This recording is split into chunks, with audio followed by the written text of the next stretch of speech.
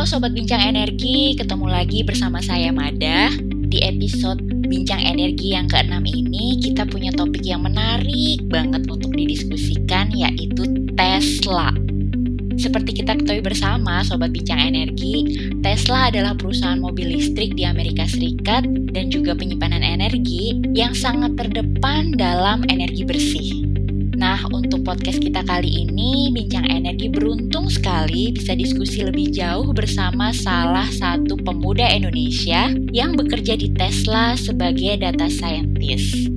Saya juga bakalan ditemenin sama salah satu tim di Bincang Energi ini, Kunto. Halo Kunto. Halo, sehat semuanya. Oke, Kunto, langsung aja ya kita minta Aris buat memperkenalkan diri ke Sobat Bincang Energi. Iya, Sobat Bincang Energi, semoga tetap energik selalu. Jadi kita kedatangan tamu yang sangat menarik nih, karena beliau nih salah satu orang Indonesia yang berkarya di luar negeri dan di perusahaan ternama ya, seperti Tesla. Silakan Riz. Ya, thank you Kunto, thank you Mada, thank you for inviting me out. Senang banget bisa join podcast kalian di sini.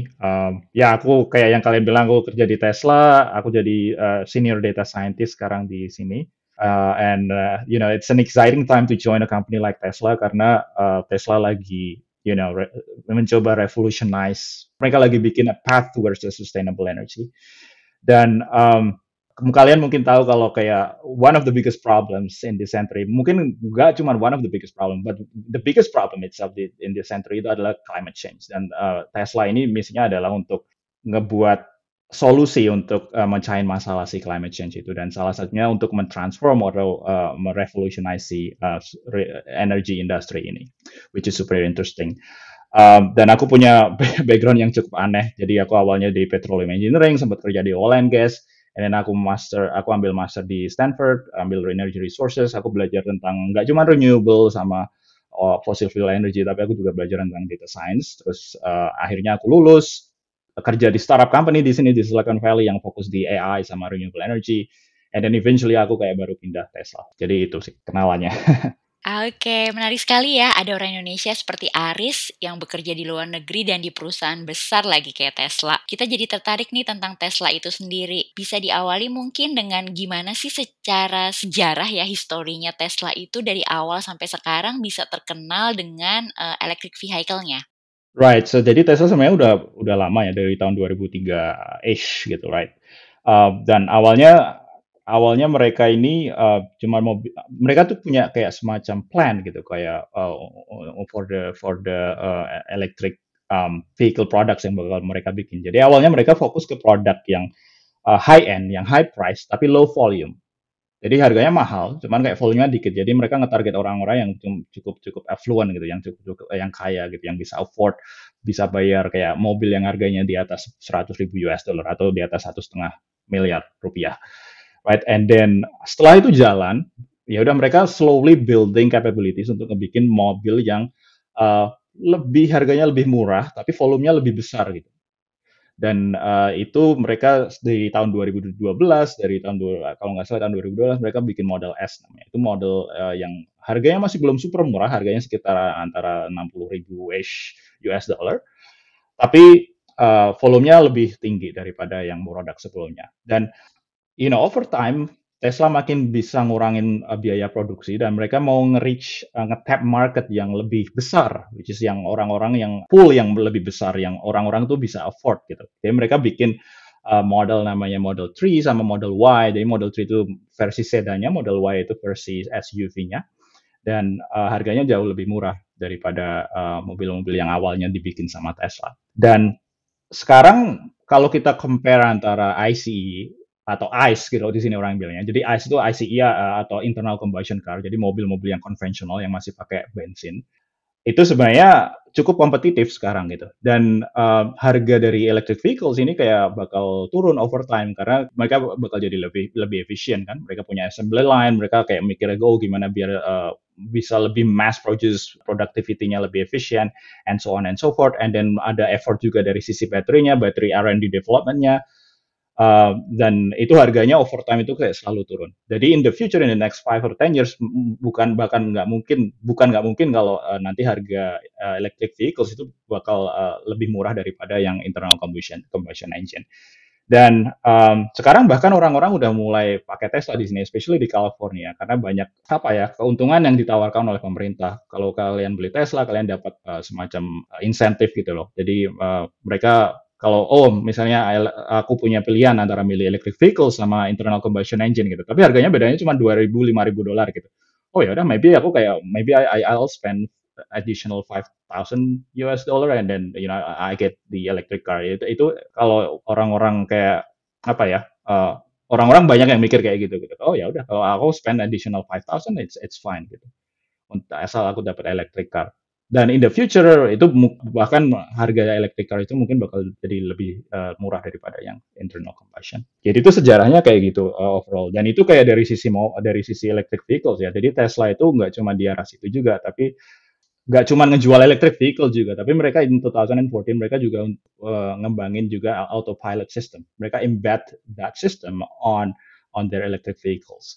Dan kalau orang kan mungkin pada nanya lah, apa sih gunanya autopilot? Aku kalau nyetir dari Bogor ke Jakarta gitu, kayak buat kerja 2 jam sehari, I'm fine with driving manually gitu. Aku I don't bother kayak bayar 10 additional $10,000 cuman buat bikin autopilot. Apa sih keuntungannya gitu. Nah, sebenarnya ada visi gitu. Tesla tuh nggak cuma sebatas di autopilot aja, tapi nanti ada autopilot itu mereka tuh bakal kembangin itu ke arah robotaxi.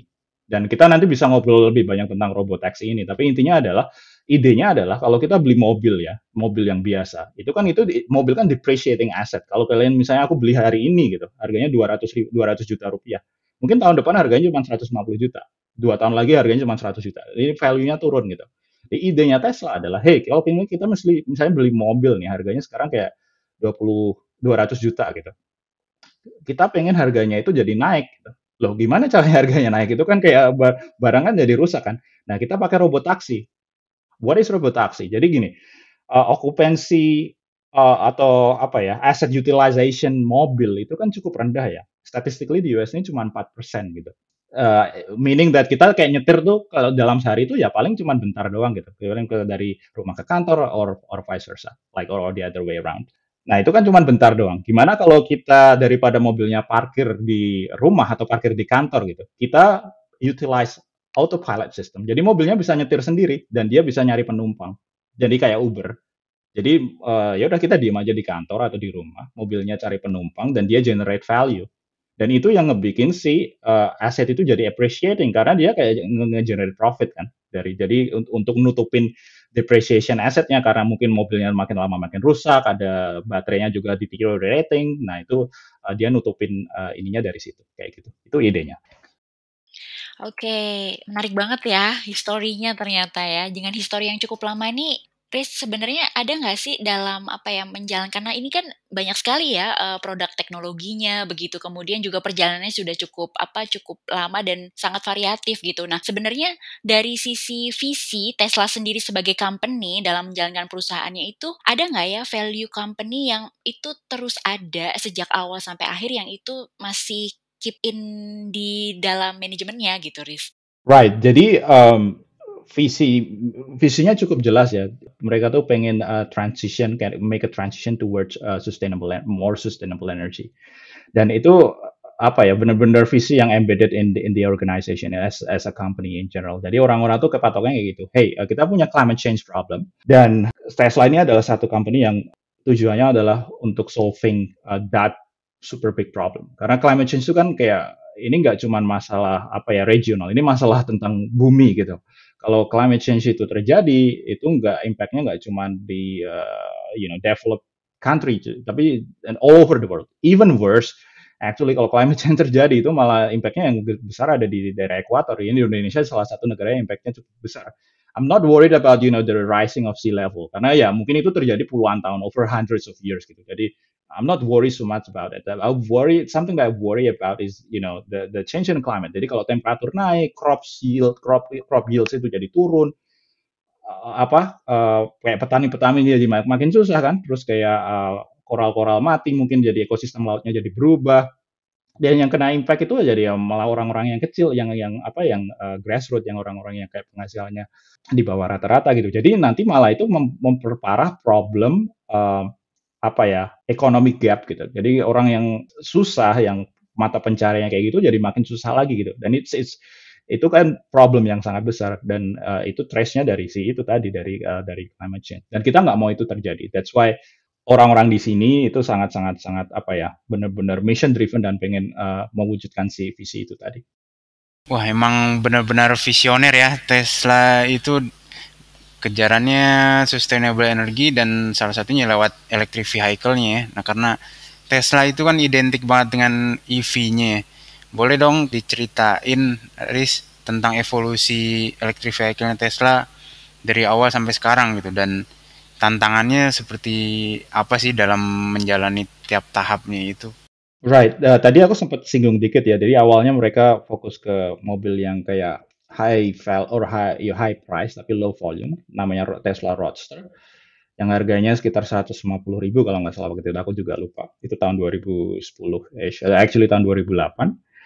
Dan ya udah itu dipasarin ke market yang terbatas karena emang ya orang-orang yang bisa afford mobil seharga itu ya cuman orang-orang yang affluent kan di sini, mainly di California.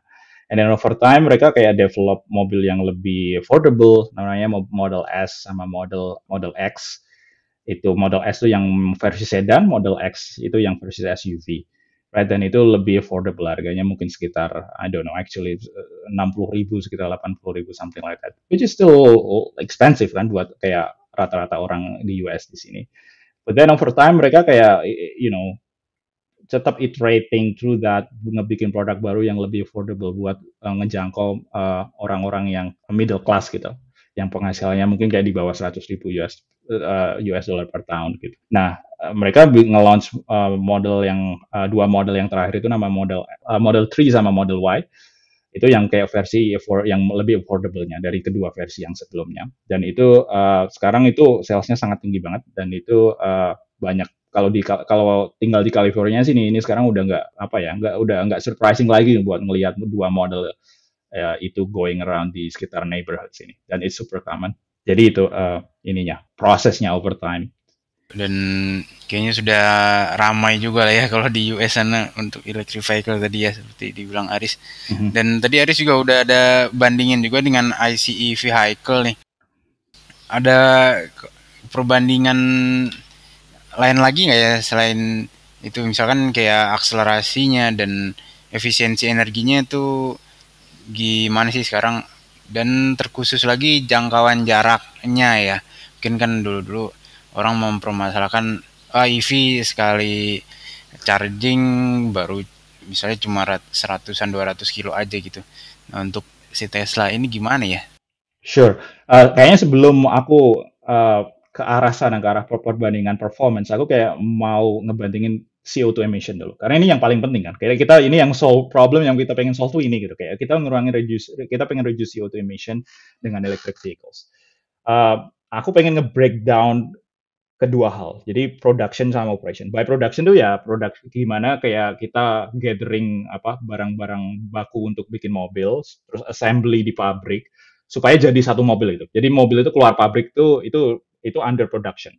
Dan kalau kita ngomongin ICE atau internal combustion engine, itu CO2 emisinya itu sekitar 7 metric tons untuk bikin satu mobil. But for electric vehicles actually itu butuh 28 metric ton untuk produksi.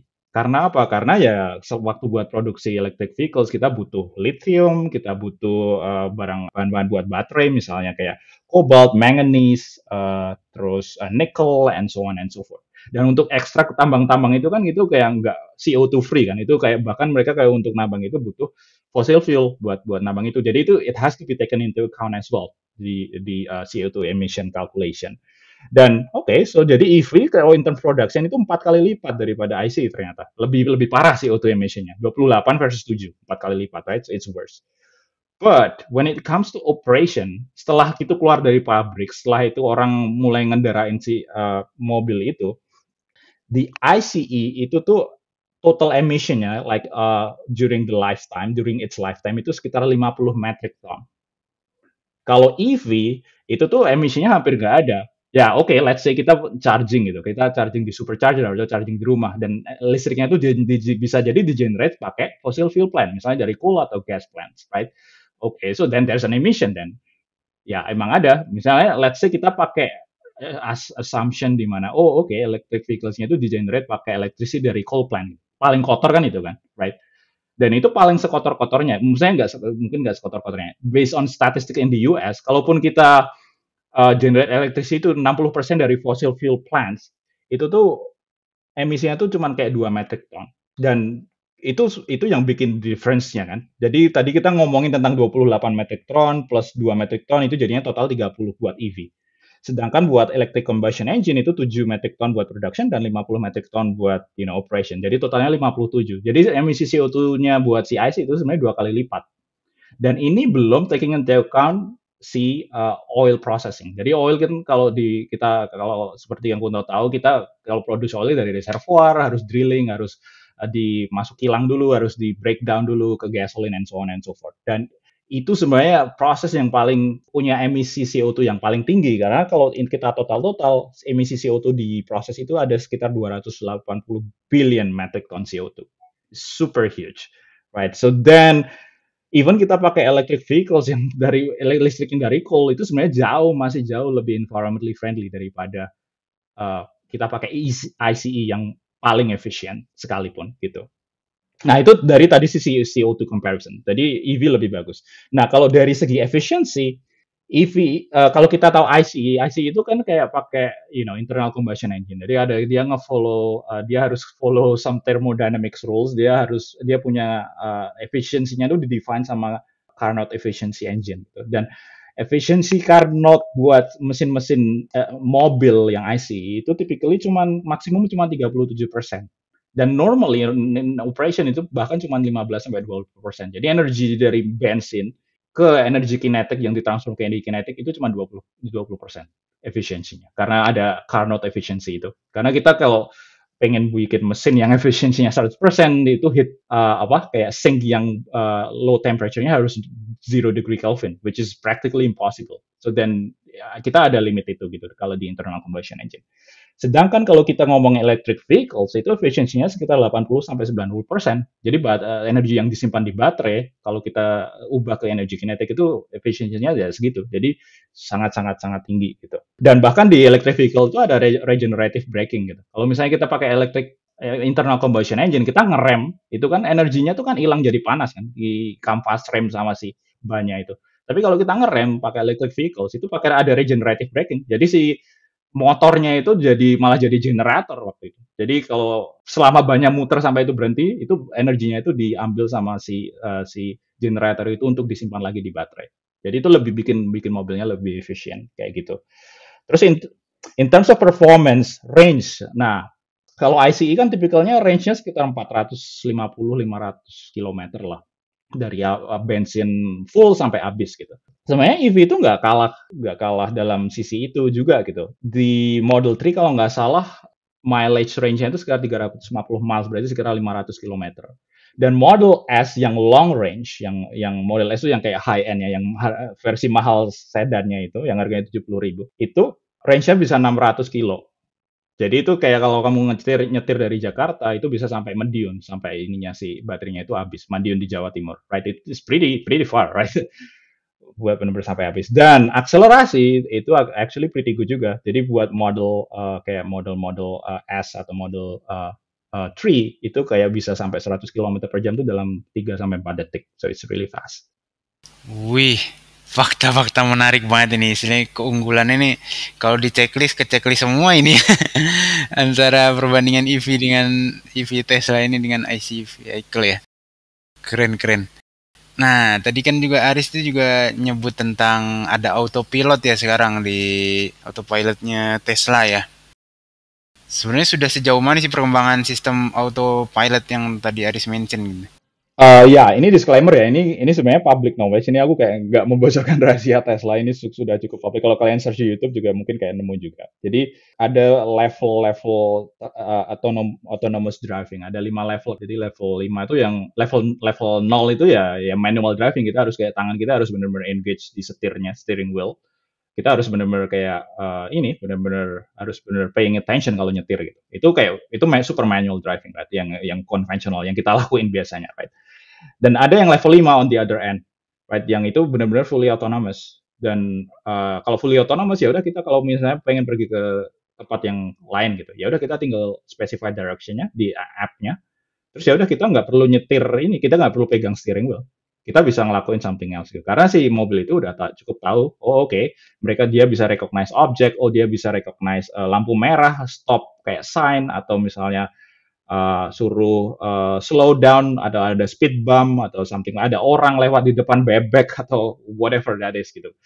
Dia bisa recognize sendiri. Dan itu tujuannya eventually ke arah situ gitu. Dan aku tadi sempat singgung juga tentang robotaxi, so eventually kita goalnya ke arah situ juga. But kita belum benar-benar sampai tahap sana, tapi cuman aku nggak tahu Tesla eventually bakal butuh berapa tahun untuk sampai ke arah situ. Aku bukan ahli autopilot, honestly, but I guess in maybe in 3 to 5 years kita mungkin cukup dekat ke arah sana gitu. Jadi it's not too far ahead, dan itu bisa jadi sesuatu yang kayak revolutionizing, karena yang orang apa ya, kalau kita lihat company lain gitu yang ngebikin electric vehicles itu nggak banyak yang kayak ngegabungin dua teknologi ini gitu. Jadi electric vehicle plus autopilot. Tapi kalau Tesla dia kayak benar-benar fokus ke keduanya, which is really great. Jadi ini Tesla yang mau masukin apa enggak? Jadi itu udah di level 4 atau level 5 atau gimana ya, Riz? Belum. Saat ini itu belum, kayak yang dijual itu kayak belum sampai atau super autonomous. Jadi kalau sekarang tuh yang dijual di public itu baru sampai tahap ya kita bisa autonomous driving tapi di highway aja. Kalau kita udah keluar highway itu nggak bisa autonomous driving. Jadi masih hybrid gitu ya? Iya, jadi masih butuh human intervention. Dan kalau kita bisa full self driving, ya ini masih dalam kayak beta version lah, masih dalam testing gitu, belum dirilis di public.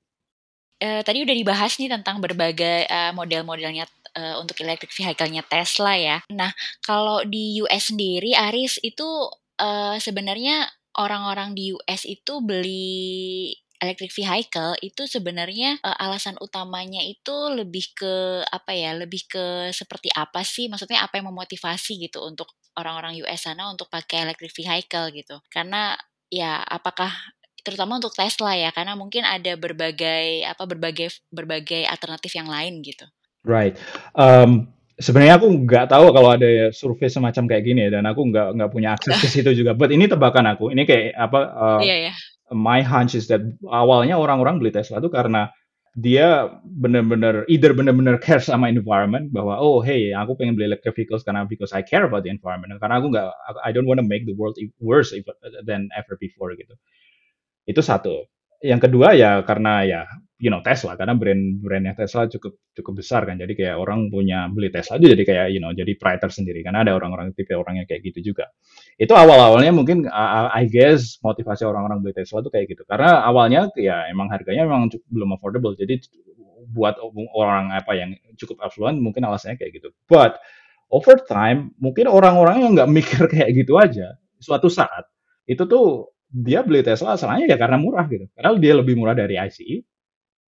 Ya udah, that's why aku beli Tesla, karena itu kayak kalau kita mikir long term, kan kalau kita beli ICE kan kita harus bayar bensin kan overtime. Kalau kita beli Tesla ya oke, kita harus ngecharge juga anyway, but then itu nggak semahal si harga bensinnya yang harus kita bayar overtime juga. Right, and ya itu nanti alasannya overtime itu bakal lebih ke ekonomi alasannya ya, karena murah aja. Walaupun sekarang kayak belum benar-benar kerasa, but we're getting there. We're getting there. Ya, menarik banget ya. Jadi bahwa perjalanannya si Tesla ini pun juga ikut mempengaruhi bagaimana behavioral orang di sana untuk buy Tesla itu sendiri gitu ya. Nah, jadi penasaran nih, di US sudah ada yang menyediakan, kemudian sudah ada marketnya gitu. Nah, untuk di sana development-nya atau lebih ke dari sisi dukungan kebijakannya US sendiri untuk iklim investasi, kemudian bagaimana supporting dari pemerintah, policy-nya itu gimana sih di sana, Riz? Right, di sini polisinya cukup mendukung. Walaupun sebenarnya kalau kita lihat ini kan kita baru ganti administrasi ya, baru ganti presiden baru. Dari administrasi yang sebelumnya itu they're not too keen about electric vehicles and renewable energy, karena mereka kayak cukup against itu malahan gitu. Jadi sebenarnya di administrasi yang lama itu kayak kita dapat legacy apa ya, legacy policy yang dia bikin waktu itu dan belum semuanya itu sempat terganti. Nah, ada beberapa policy yang mendukung electric vehicle development.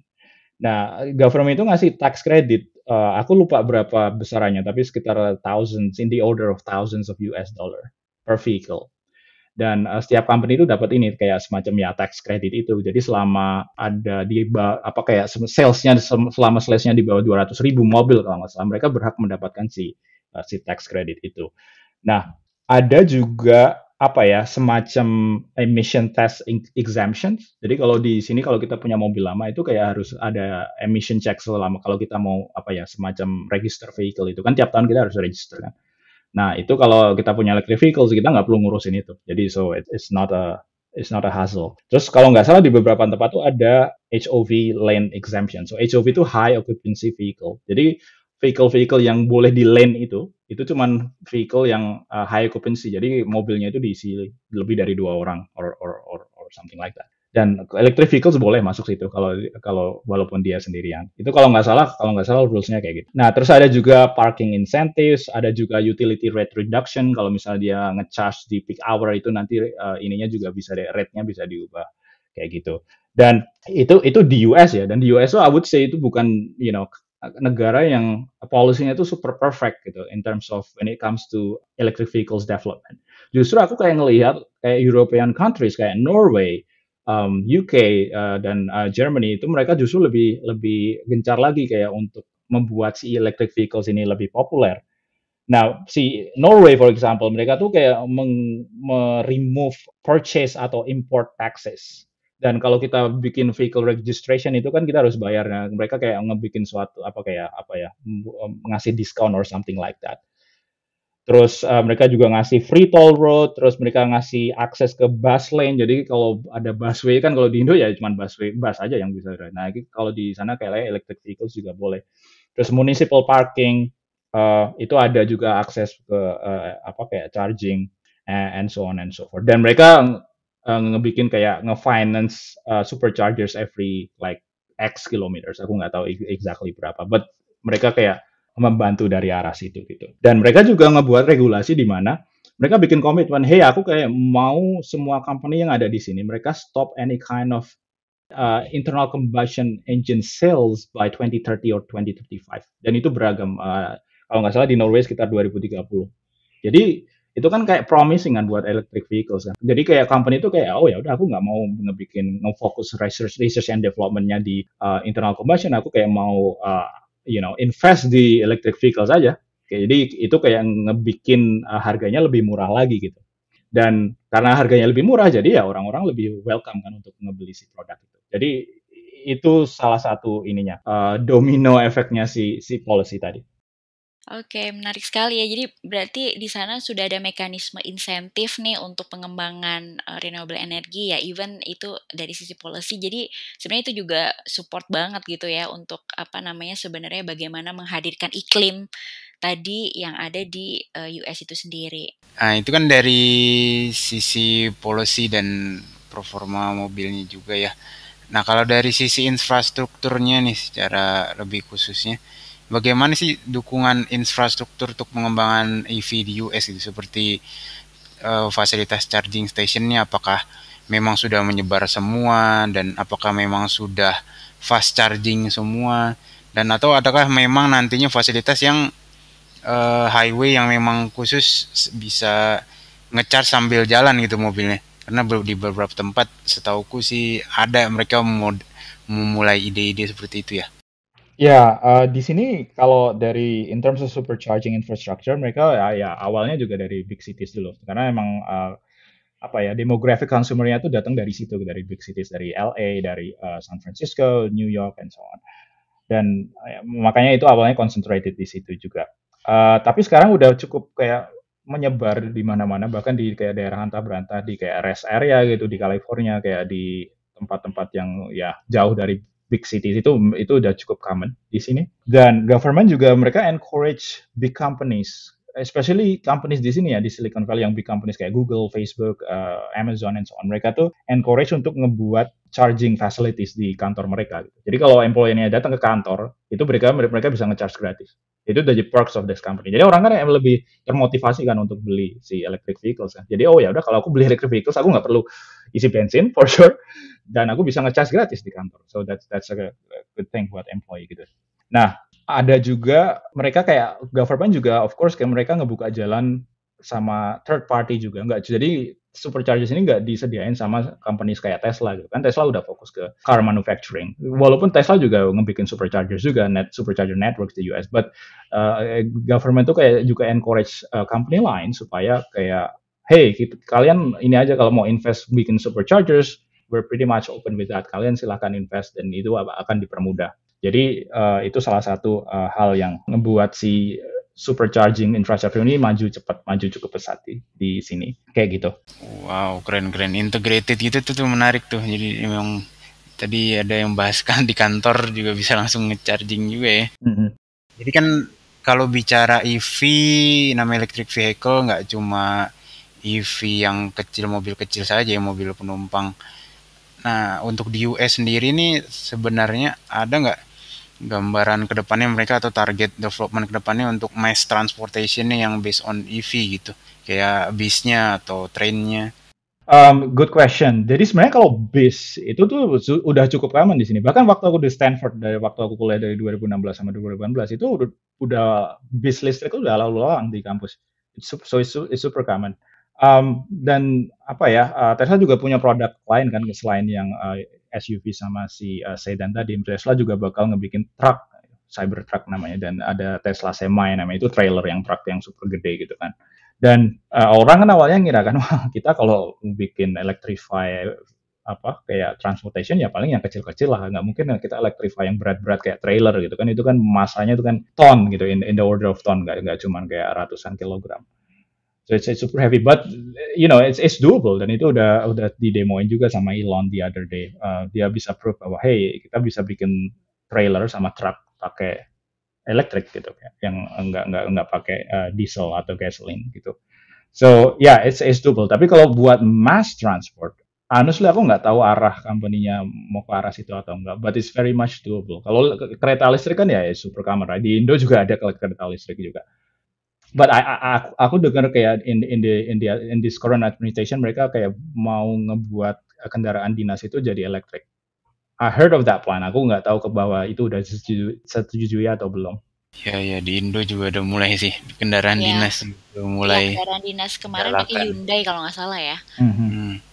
Kalau kita dengar berarti sebenarnya ekosistem pengembangan electric vehicle di US ini udah baik banget ya. Ada dari sisi policy, kemudian masyarakat juga udah menuju ke sana, dan industrinya juga berkembang sangat pesat begitu. Nah, jadi kalau di Indonesia sendiri, Aris, kira-kira kalau kita pengen bisa sampai menuju ke pengembangan electric vehicle begitu ya, seperti target tadi, terutama di kota-kota besar sudah ada charging station, infrastrukturnya sudah siap, kemudian yang paling penting menurut saya juga behavior masyarakat dan juga industri itu sendiri. Jadi dari hulu ke hilir semuanya itu bisa integrate satu dengan yang lain gitu. Menurut Aris nih yang udah pengalaman gitu ya, kira-kira kita tuh perlu melakukan apa nih di Indonesia ini buat menyiapkan roadmap pengembangan electric vehicle yang ada di Indonesia gitu? Right, ini jawabannya sangat broad ya, karena ini menyentuh berbagai macam dimensi. Jadi dimensi yang pertama adalah let's say yang pertama kita pengen invite investors supaya mereka kayak mau masuk ke Indo, and then kayak bikin factory di sini supaya production cost-nya makin murah, bisa menyerap tenaga kerja juga, dan ini bisa nikel yang kita punya, yang Indonesia kan banyak tuh nikelnya, dan gitu itu bisa dipakai locally gitu, dan buat naikin ekonomi juga di negara itu sendiri. Jadi kita nggak ekspor ke negara lain gitu for kayak their development gitu. Nah itu kayak gitu. Jadi itu dari sisi hulunya, dari sisi kayak natural resource-nya, sampai dari sisi manufacturing-nya dari company yang mau bikin mobil listriknya itu, sampai ke policy yang terkait sama konsumen. Jadi kalau konsumen mau beli itu sebenarnya hurdle-nya apa sih? Pain point customer tuh nggak mau beli mobil listrik itu apa sekarang gitu? Oh misalnya, harganya terlalu mahal, ngapain sih aku beli kayak 1 M gitu.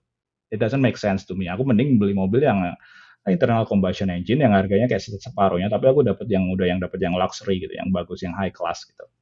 Oke, so that's the cost then. Nah, gimana kita caranya kayak gimana caranya reduce cost gitu. Dan ya salah satunya yang tadi kita reduce cost dengan ngundang investor itu supaya bikin pabrik di sini, supaya production cost-nya lebih murah, barang-barangnya juga disuplai dari lokal, nggak perlu ada import tax. Kalaupun ada import tax, misalnya ada resources yang langka gitu, some rare earth materials yang harus kita impor dari negara lain, ya itu impornya mungkin bisa dikonsider untuk dihilangkan.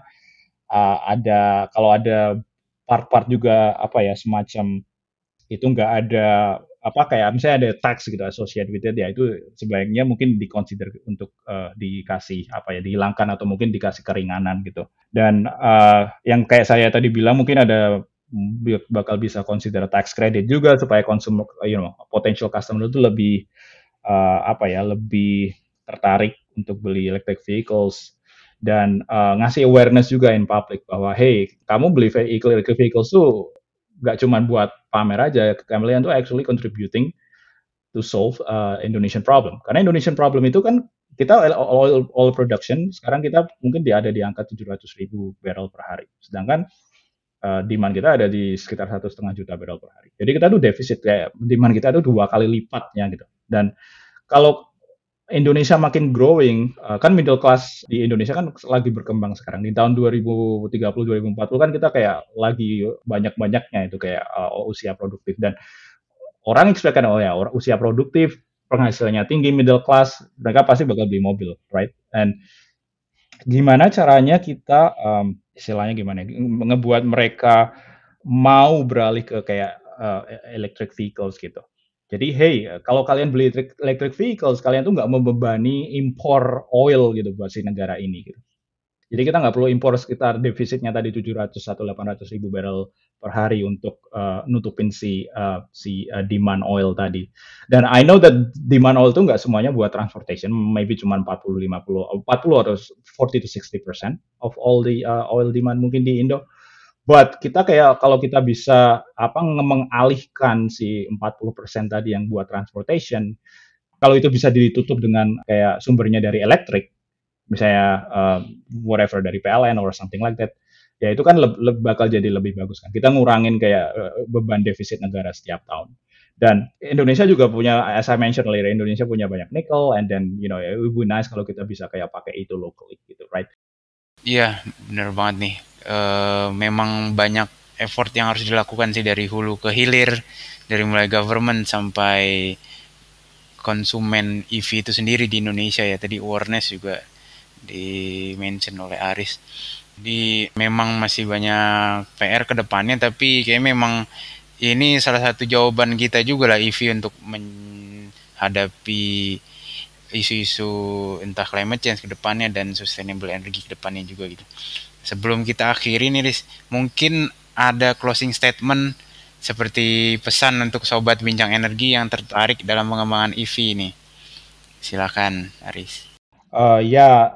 In the next 10 years itu bakal jadi exciting decade buat renewable energy development. Dan ini nggak cuma di electric vehicles, tapi juga ini di kayak solar, wind, and so on and so forth. Jadi bersiap-siaplah untuk disruption selanjutnya. Kita zaman dulu mungkin udah lihat, generasi kita udah lihat banyak disruptions. Dari personal computer, dari awalnya dulu kayak, impossible kah kita nggak bisa afford komputer. Komputer cuma buat orang-orang kaya. Tapi sekarang nyatanya hampir tiap orang, kayak hampir semua middle class punya komputer atau laptop di rumahnya. Smartphone itu juga hal yang kedua, right?